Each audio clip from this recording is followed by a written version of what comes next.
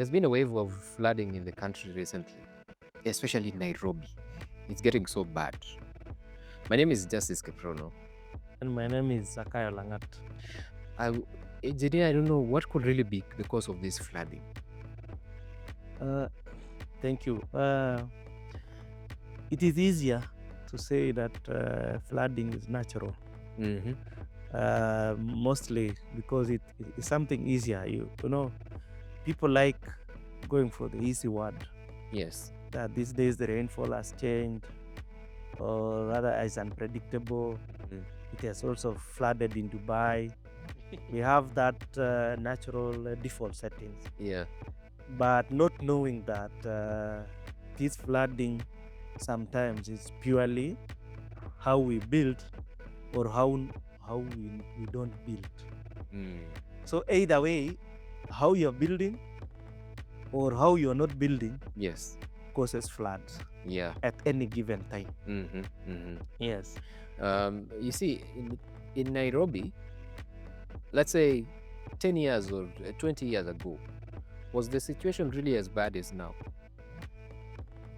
I don't want to even to go back, even to go far, To history? even from Nairobi. Yeah.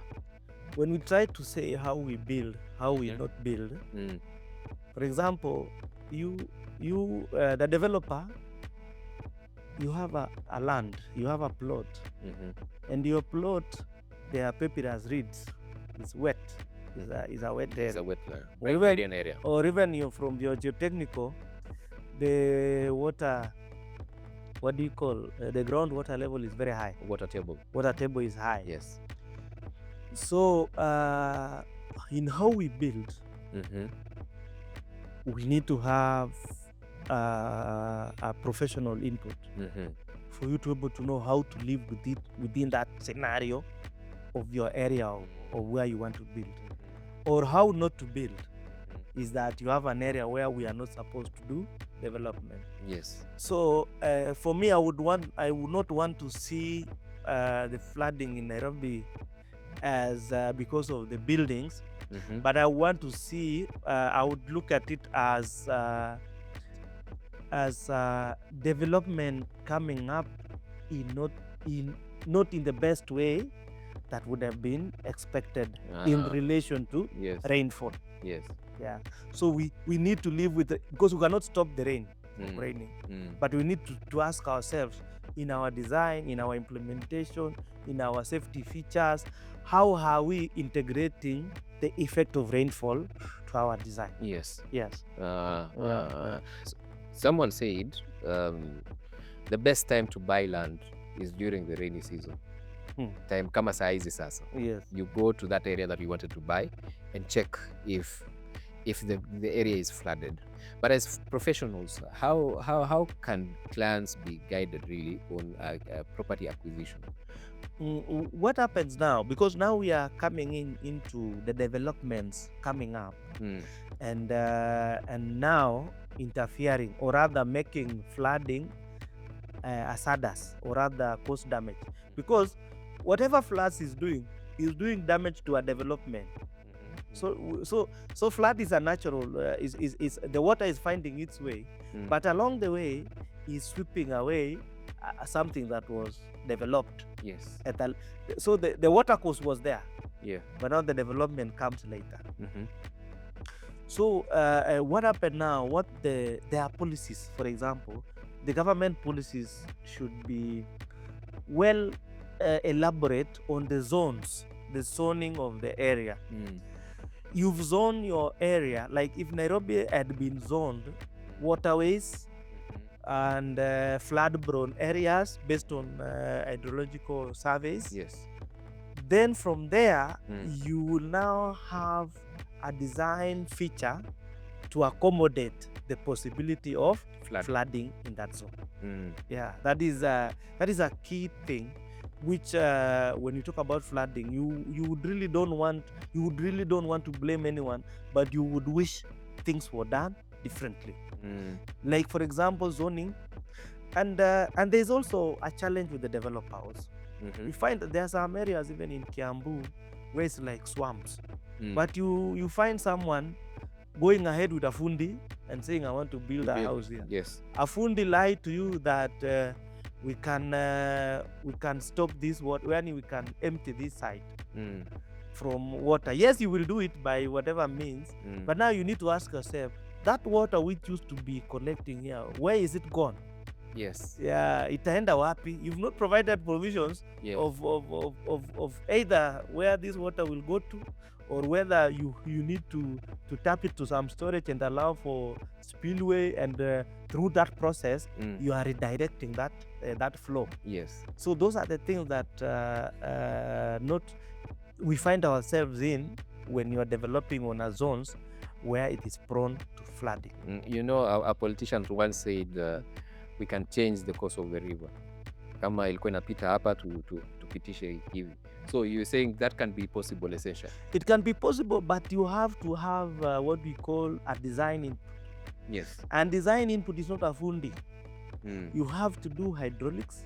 You have to do hydrology. You have to evaluate the worst case scenario of flooding. Yes. And whatever channel you are providing, will it accommodate that flow? Yes. So those are possibilities, but the engineering that comes into it should not be overlooked. So it's not something you can implement on your own.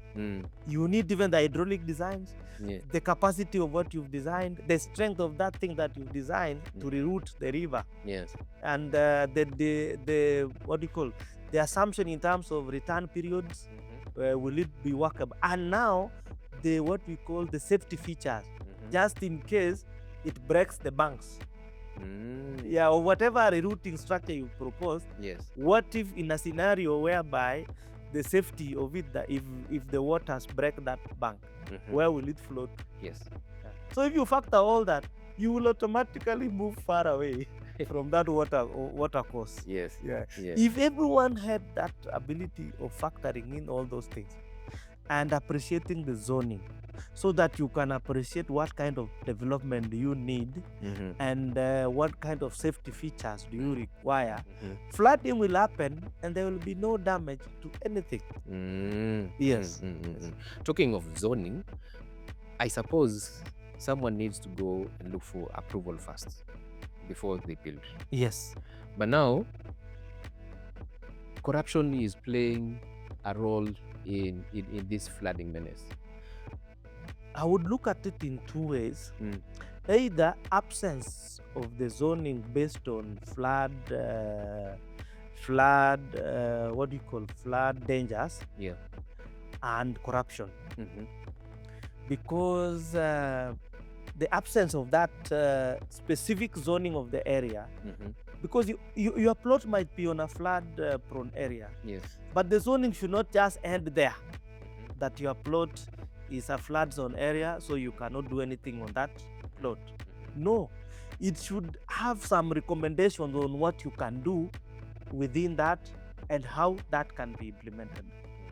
Yes. So on a nutshell, as a developer, if your plot is zoned along waterway, there are so many things that you need to have a consultant to confirm for you. You will need a surveyor to confirm for you, for example, the extent of riparian land. Because the implementation might be poor, the government might not be there, or the capacity might not be there for the government to positively tell you you are on a riparian land. Or it can positively tell you can riparian land, but corruption comes in that you can actually develop here. Yes. Yeah.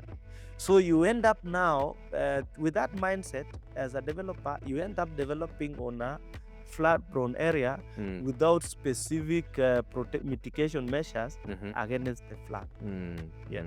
Drainages have been a problem here in Kenya, and especially in Nairobi. What do you think about our current drainages? Yeah. In understanding the drainage infrastructure, there is generally the storm drains, and sometimes is protected waterways. Yeah, there's a natural waterway, but protect it as a drainage infrastructure. Yes. And at some point, there's also directed paths for drainage, and even roads. sometimes, given the levels and all that, you might find yourself finding your road as a drainage. So the drainage infrastructure generally, sometimes we don't. There are 3 checks that should be often carried out daily or on a routine basis. This infrastructure as laid can be absent. Utakuta barabara imejengwa, lakini kwanza, when we talk about drainage infrastructure, it takes different forms. There's one which is lined, there's one yenye imechimbwa tu, it's an earth. So the others which are covered. Most of the time watu wanapenda kutembelea kwa barabara. So there are different forms of drainage infrastructures. So sometimes also they can be absent. Or when it is there, it's not well designed. Or they have not factored in all the parameters that are required when designing drainage. Or when everything it is there, it is well designed, the maintenance they have not maintained. So there's a lot of blockages. There's a lot of breakages. Some even I've seen others even block it so that they can use water, especially those people who are doing flowers or what on the road. So they block the drainage. So that they can have water, be watering their flowers. So yes, you would want them to have something take home. There is in a business, and for them, you don't blame them. They might not be even aware of the implications of doing that. The gravity of that. So those are the common infrastructures that we have. But as consultants, there are so many parameters that go into it. And you realize even terms of reference for road design, they are really very, in as much as they try to make it happen, they are very, very quiet on drainage design. And even the budgeting, for example, if, the budgeting for drainage is very minimal. It's not the key stuff. When you're looking at professional, the hydraulics is not key stuff. The key stuff is materials engineer, pavement design engineer, and geometry, how the road will serve the vehicle. That is the key thing that really come out strong. But hydraulics and hydrology is most at times very quiet. So inadequacy of our drainage is a suspect. That causes flooding. All these absence, inadequacy, or lack of maintenance lead to flooding and lead to damages. Like for example, now you would ask yourself, even I don't want to say there's something wrong with the expressway, but if you ask yourself that whenever there is, say, a blockage on those downpipes, I don't want to talk about the roads even under the same expressway, there is no provision for spillway. If, for example, in one or another, all the downpipes are blocked, water will just fill the expressway. Because the mindset was that the provision that is there was on the premise that the provisions for downpipe will be adequate and will be maintained towards the rainy period. So those are the concerns that we have in terms of drainage. And this drainage infrastructure, people don't see the importance of it until they fail.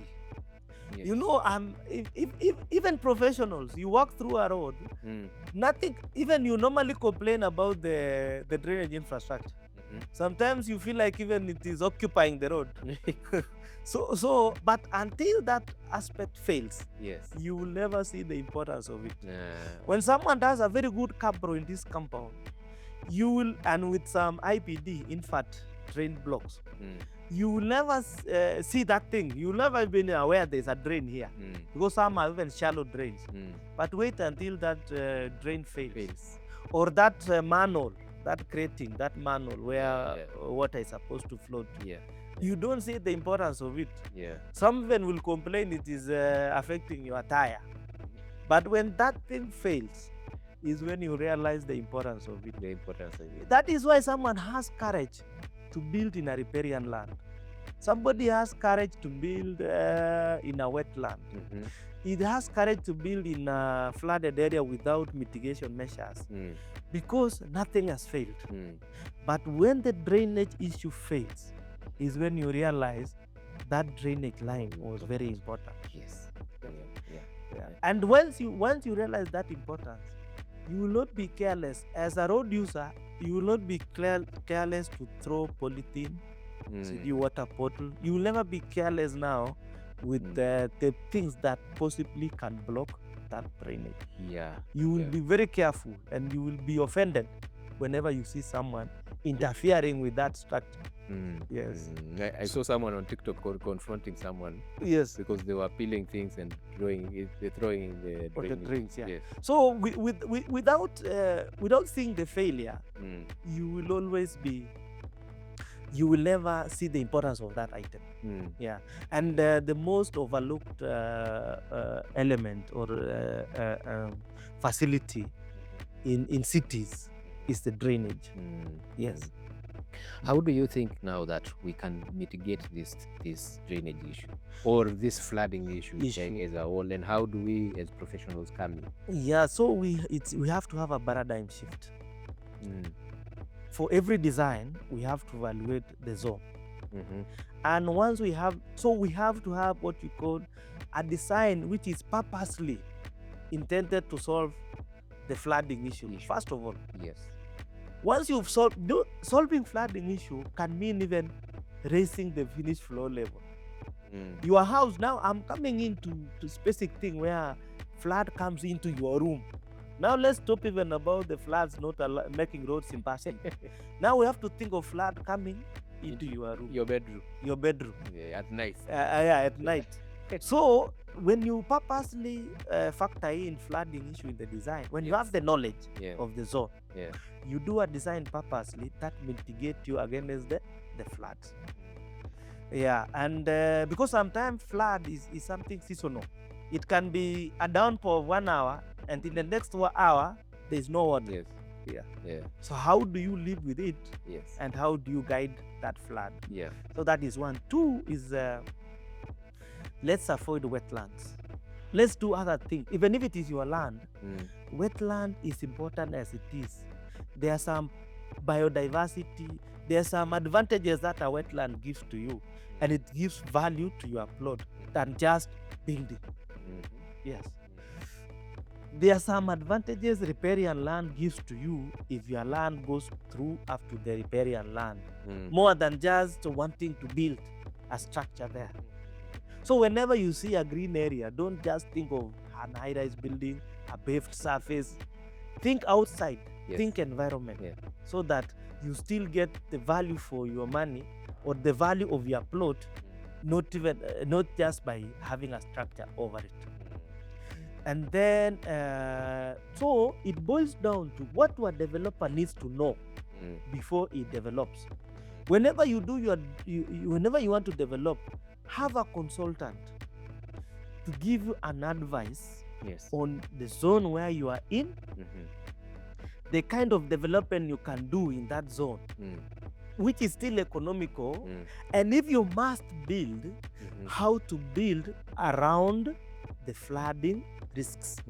You have to build around the flooding risk so that you have a solution and you can actually get guarantee of your structure serving the purpose intended. Otherwise, if you interfere with all those things, our roads will become now the drainage infrastructure.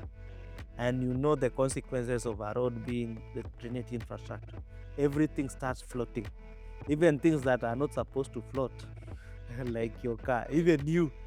she will be required now to float. To swim. It is that to swim. Yeah. And some people know how to swim only is flowing water. Yeah. Now when it is stagnant, you are stuck. You cannot swim. Yes. You try to swim, that knowledge of swimming in a river, and it's not working. Yeah. Yeah. So that is true. So it becomes our responsibility once you know that these things do fail, and it should not fail. Yes. So Njuguna wants to buy a land. What would you advise him on what to check, and how, as professionals, we need to come in and help him in his land purchase? There are many items that our developers or Njuguna might try to know and he can't because he doesn't have that capacity. So the consultant comes in that let Njuguna buy the land, no problem. Let him have a dream or what he would want to develop, and let him have the consultant. But there are questions Njuguna should ask the consultant before doing everything. It is the responsibility of the developer also to ask, so that you know it has been captured or it needs to be captured. One, you need to know the zone. The consultant will help you understand the zone of your property. Yes. Is it on flood zone, or is it in zone considered as flood prone areas? Two, from the consultant, they will be able to tell you whether you are on a riparian land. Yes. So that you don't develop on a riparian land, because it doesn't matter. You might be having your way on having allowed to build on the riparian land, but you need to know you are on the riparian land so that you know of the risks involved. Okay. You can even avoid developing on that. Three is that even when the designer is there, he has done the layout and everything. Part of the deliverable you need now to ask the consultant. Hapa sasa tunajaribu kuchanua Njuguna. Ili asia, so that he is at par with the deliverables. Yes. He intends to get from the consultant. Yes. Is in this structure of mind, what is the orientation? Where will storm water flow to? It becomes part of a deliverable in the design. And then when it has gone, you can even question further. Hii access road inaingia kwangu. Is this drainage enough to take my stormwater? Because most of the time, access road sometimes is done and you realize the road is the one bringing water to your plot. Or you find that now the county are doing their earth road. Yes. And the road doesn't even have drainage. Yeah. Or they are doing some cutoffs into your plot. Yes. So those are the things that you need to appreciate. Not that it is bad, but the environmental impact assessment has to show the implication of those cutoffs. So those are the questions that Njuguna needs to ask or needs to be made aware. As development. You don't need to ask everything, but some things you are made aware when you're dealing with a professional consultant doing the planning of your plot and of your development. So those are basic questions you need to ask. So now let's make it a habit of asking a question: where is runoffs going to in my development? Because let me tell you, in Kenya, you cannot store rainwater. You don't have that capacity. It's a lot. One downpour in Kenya is enough to fill your 10,000 tank. 10,000 liters. When it 10,000 liters. Yes. So how many liters do you have to store that rainwater? Yes. And then another thing, rainwater, you cannot store it for long. You cannot even use it for drinking. You know, there are some things which a consultant tells you, you realize even rainwater will just be for your garden, maybe for your flushing system. And to have those separate systems also have water running. Water has never been a problem in Kenya. So the storage, you have to know that whatever I'm storing is a quality water. That's why we recommend people storing council water.